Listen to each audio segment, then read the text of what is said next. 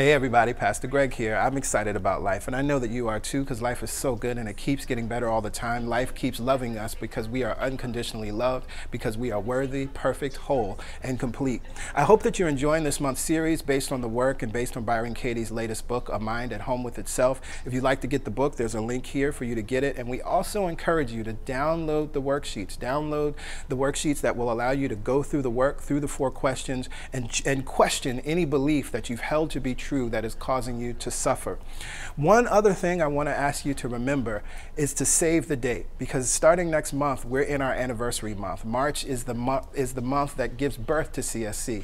And on March 25th, it will be our 5th anniversary service. We are so excited to have been here. 5 years of the God Experience, 5 magnificent years. If you're in the area or you can get to Brooklyn on that Sunday, I promise you, you want to be here. We have lots of wonderful things planned. We're going to celebrate with you. We're going to honor a few people, and we're just going to stand in gratitude for all that has been created over these past 5 years and all that is to come in the next 5. We have a powerful message in store for you today. Let's get into it. Well, good morning, CSC. Good morning. How are we doing? How are we being? How are we feeling? Awesome. Well, it's good to be here with all of you. I'm going to dig right in because we have a few things to talk about. This month, we are focusing on the work by Byron Katie, using as inspiration her latest book, A Mind at Home with Itself. Now, in week 1, we started with the don't know mind, recognizing that in order to ask the first question, is it true? We have to adopt a don't know mind. We have to be in this place and space of recognizing that we may not have all the answers, we may not have all the information, and actually that don't know mind, that path is what can really lead us to enlightenment. And the second question, can we absolutely know that it's true? I invited us to become detectives. This is a word that Byron Katie uses. She says, just become a detective. And this technique, the work is a meditative technique. And so what we did is we decided to look at the cold cases of the mind and begin to investigate these beliefs that we've held. And I offered some clues and some keys that we can use to become great detectives and become great investigators in asking this wonderful question of, is it true, or can I absolutely know that it's true? And so because we're in the 3rd week, we're going to focus on the 3rd question. And as I thought about that, talking about the 3rd question, which is, how do you react? What happens when you believe that thought? For many of you, you may know, and for those that don't, you'll know now, that in addition to all of my responsibilities here at CSC, I'm also the IT manager for Witness. Witness is a global human rights organization based here in Brooklyn, founded almost 26 years ago by the great musician Peter Gabriel. And it is our mission at Witness to ensure that anyone, anywhere can use video and technology to protect and defend human rights. So we train activists all around the world to document human rights abuses. We train activists all around the world to tell their stories after war, things have happened, and also to to be able to use effectively that documentation, that video documentation, for evidence. Many times we think, and of course we've seen it in this country, just filming an incident does not mean that it's actually viable evidence to be used in court. And so one of the things that Witness does, that we do, is train activists and just regular folk in what you need to do if you happen to be a witness to a police violence, for instance. There are things that you need to do in the way that you need to film that's very specific so that that video can be used. So we recognize that then, well, I should also say, one of the things that gave birth to the birth of Witness was the Rodney King incident, which was almost 26 years ago. And we recognize that with video, it can do many things, right? Video can tell a story. It can bring justice, although we haven't seen much of it in this country. There are many stories around the world, and even in this country, that video was used in small or large ways that actually had an impact on the outcome of a case. And then we also know that video can bring awareness. There's so many things that are taking place in the world that we just don't know about or would not know about without the technology of video. And so as we recognize that, what I begin to recognize is that what this 3rd question is asking us to do is to be a witness. Can I get a witness? It's asking us to develop this faculty of awareness and to actually view what's going on within our own selves. Again, that question says, how do you react? What happens when you believe that thought? Another way of saying it is, can I get a witness? Can you be a witness to what's going on within your own self? Now, the definition of witness from Merriam-Webster, and I looked at the second, third, and fourth definitions because I think they take us to where we want to be today. Witness. One that gives evidence, specifically one who testifies in a cause or before a judicial tribunal. One asked to be present at a transaction so as to be able to testify to its having taken place. Or one who has personal knowledge of something. 3 and 4 is what I like the most. Because when we ask this question, how do you react? What happens when you believe that thought that is causing you to suffer?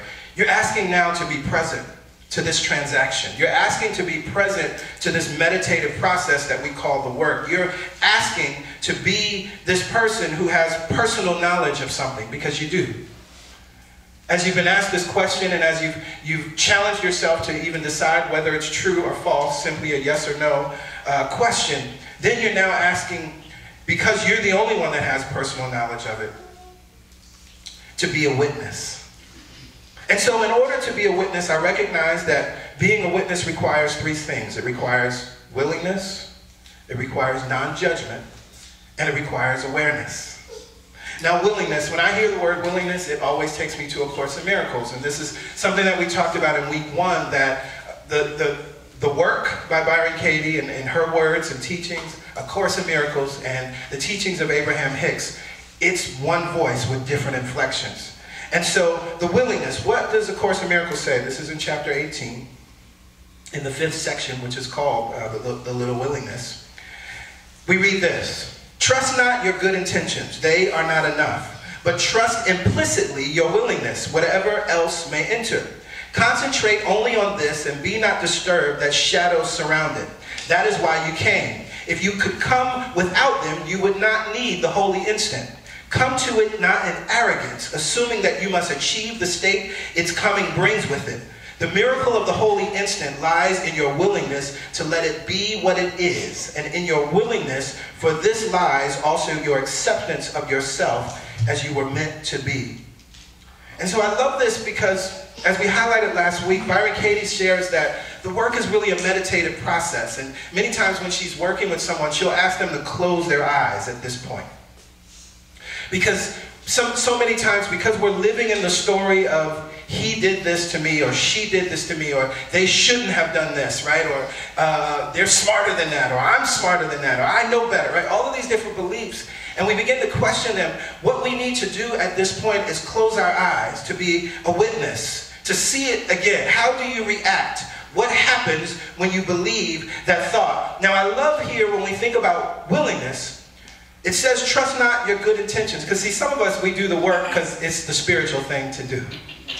Some of us are just trying to be good spiritual metaphysicians. And so, oh, I have my worksheets and I'm going through the work and I'm answering the questions, right? Because this is good to do. Trust not your good intentions. They're not enough.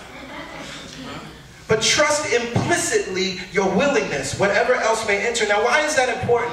It reminds me kind of the story of the prodigal son that Jesus tells in the Second Testament. And the thing I love about that story, I'm not going to go through the whole story, it's the climax or the ending of the story.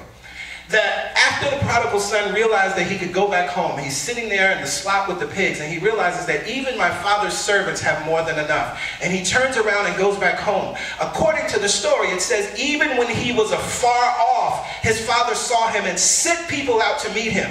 What's happening here, when we bring our willingness, it's like us being that prodigal son that is afar off. And so by our willingness, source meets us. By our willingness, truth meets us. By our willingness, healing meets us. We don't need our good intentions, we don't need to trust it. It's actually not enough. But we trust implicitly our willingness because that's the thing that source responds to.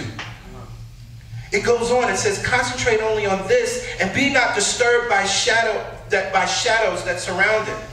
Because we recognize that even when we come to the work, we still have doubt. Even when we come to the work, we still feel we right. Even when we say, well, can you absolutely know that? No, I can't absolutely know. But he's still wrong. Even when those shadows, even when those doubts, even when those worries, even when those I know I'm right are still there, we concentrate only on our willingness because that's why you came. If you could come without them, you would not need the holy instant. You hear that? You wouldn't even need the miracle because they would be gone. Come to it not in arrogance, assuming that you must achieve the state its coming brings with it. And what I hear here is just, we come without expectation. We come to align, we come to realign, we come to bind ourselves to the truth. I've spoken about this often, and I love it because as this is a meditative process, and we have the word yoga, which means union, and we have the word religion, which means to bind or unite. We recognize that the actual truth, the idea behind meditation or yogic practice and even religious practices in truth are to realign, to align us, or to bind us back to truth. And when we recognize this, I said last week, I quoted Byron Katie saying that truth is what is before your story.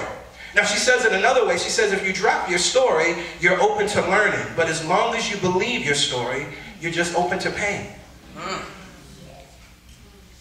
And so this is why we choose to go through this process, this beautiful meditative process, to realign, to reconnect, to bind ourselves back to the truth. And what are we doing there? When we bind ourselves to the truth, that means oneness is being achieved again. Because the suffering that we're experiencing is the separation. That's why we bind. We come back together. We unite. We go back to oneness. We go back to what has always been the truth of ourselves. That's the willingness. Now, the next piece is the non-judgment. That in order to be a witness, we come without judgment.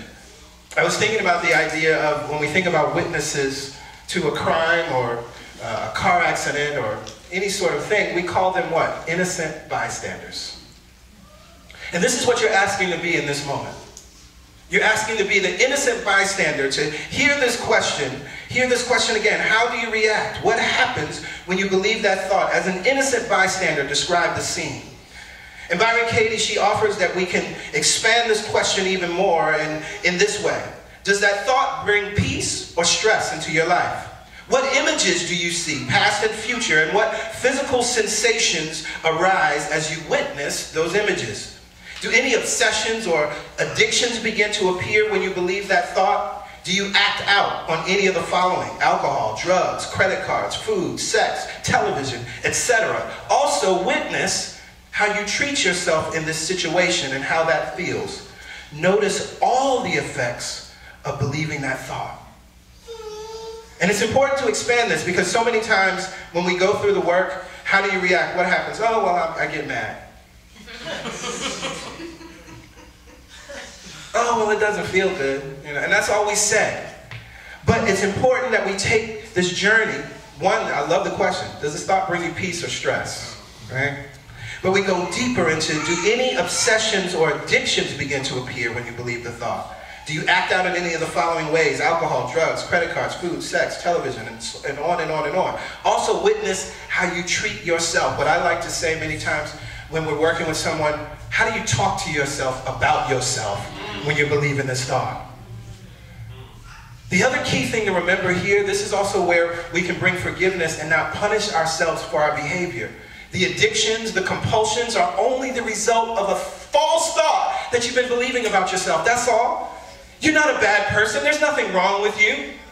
The only reason anyone abuses any number of things is because they believed the thought long enough and held on to that thought, and they had to try to figure out a way to compensate or to just deal with that madness that was going on in their minds. And so we find ways to soothe ourselves, that's all. But through the work we can free ourselves, because as soon as we bring the witness, as soon as we holler out, can I get a witness? And that witness begins to describe, oh wait, well when I believe that he doesn't love me, then I begin to do unloving things to myself. I begin to first say unloving things to myself, and it might start with when I'm getting dressed in the morning and I begin to talk about how I don't look good, and I begin to get all upset with my clothes, and maybe it gets so bad sometimes I don't even want to go out. Everybody asks me to go somewhere. No, I'm busy, but that ain't the truth.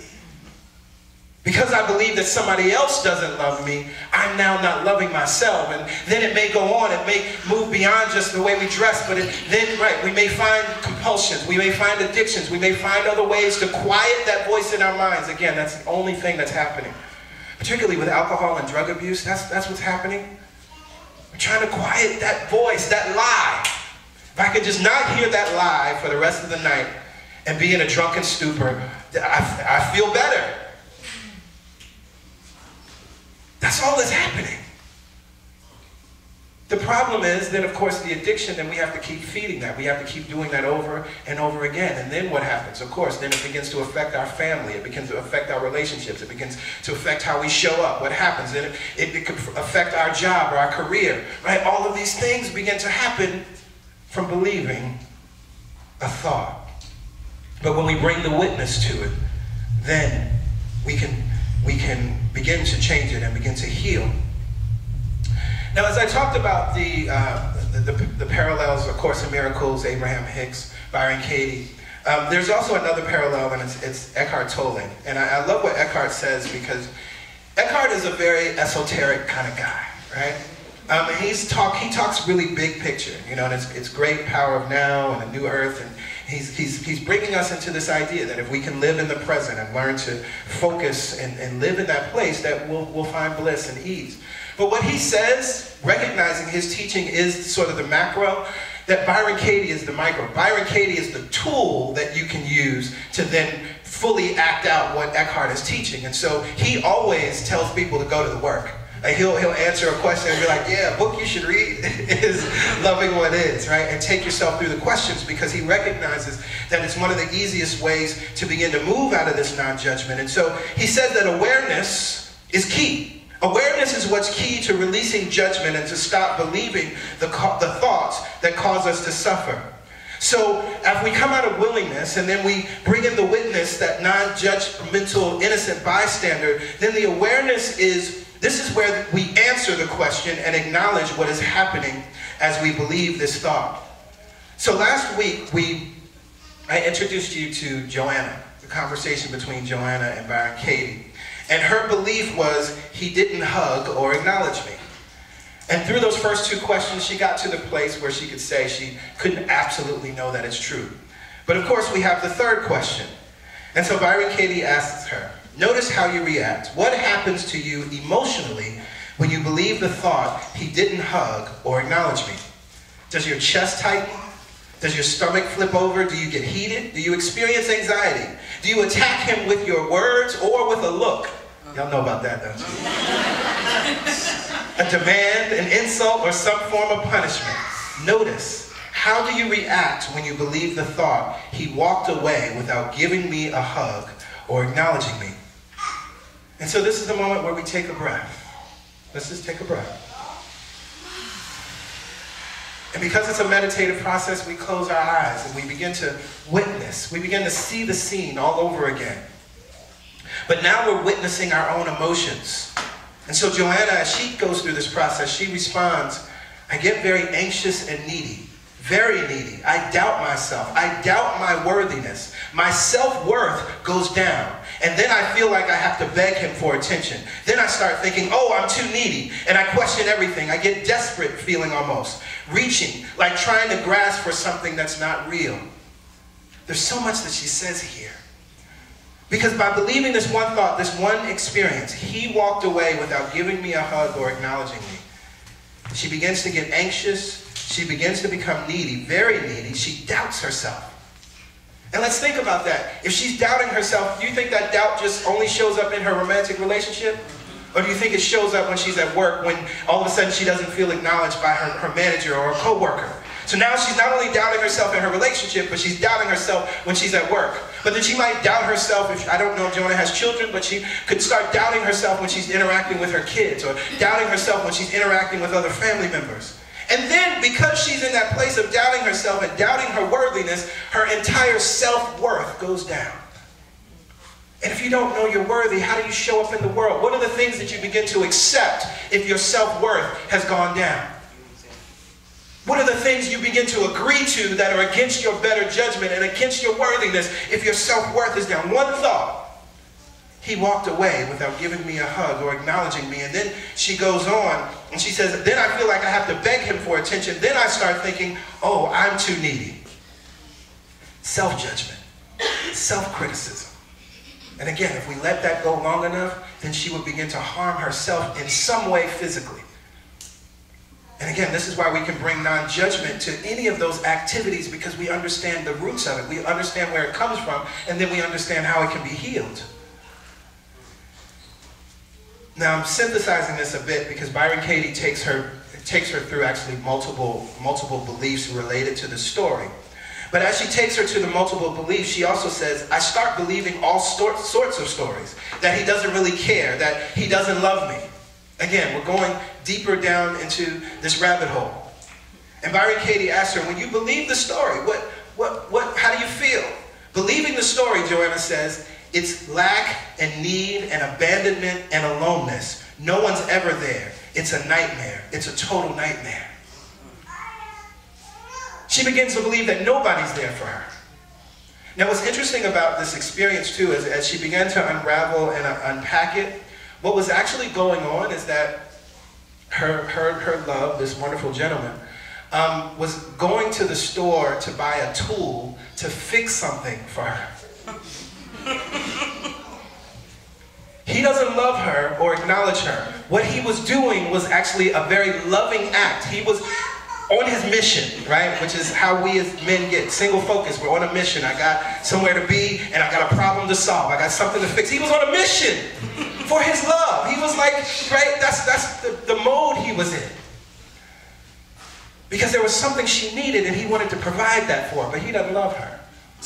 But see, she couldn't see that in that moment. It was all unpacked through questioning these beliefs and beginning to see it. But this is what was going on. But when she believed the story, it was nothing but a feeling of lack and need and abandonment and aloneness. No one's ever there, she says. It's a nightmare. It's a total nightmare. So this third question is incredibly important. It's incredibly important because it now invites us to simply be the witness. Be the witness to what's been going on in our lives, not only just in that moment, but how it spirals out. How it spirals out in the days later and the weeks later. How it spirals out and how we speak about ourselves, how we treat ourselves. I love these questions, right? Does the thought bring peace or stress? What images do you see? Past and future. That's a good one. Because past, right, you know, oh, this is the same thing my mother did. Oh, this is the same thing my last lover did. Oh, this is the same thing my last boss did. No, yeah, I worked with somebody before that was just like that. What images from the past come up? And then the future, how are we projecting? Well, if they do that again, this is what I'm going to do. Next time they don't acknowledge me, I'm going to fix them. Right? That might be just me. I might have been on one side. Y'all didn't say that. That was me. I said that.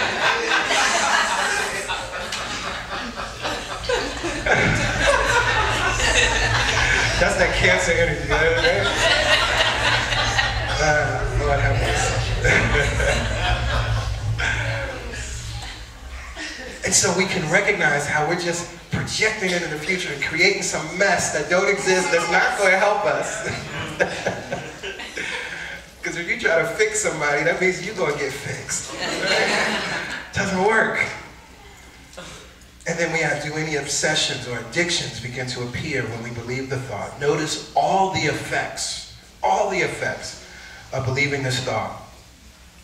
So can I get a witness? Are you ready to become a witness to these thoughts? A witness to the effects of these thoughts? Then I invite you to stay. Today we have a very special God song. From 1 to 3, 2 hours. We're extending it an hour.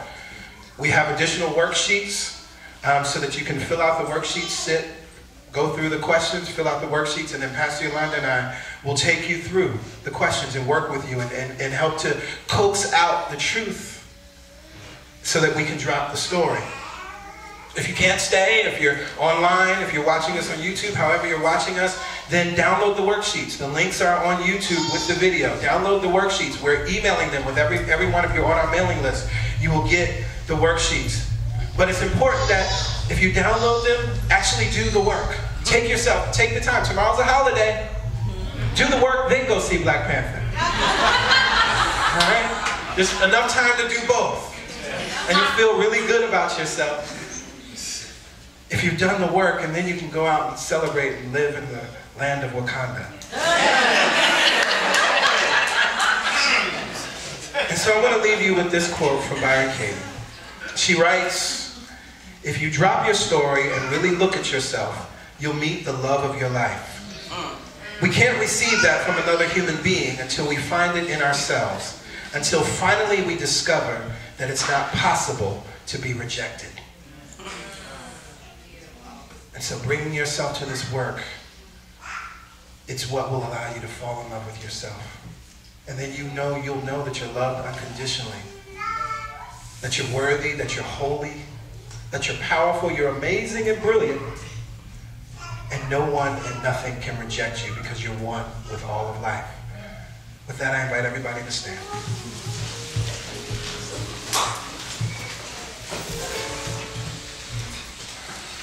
As we take a deep breath in and we release, we are grateful for the witness, and we are grateful for the ability to witness.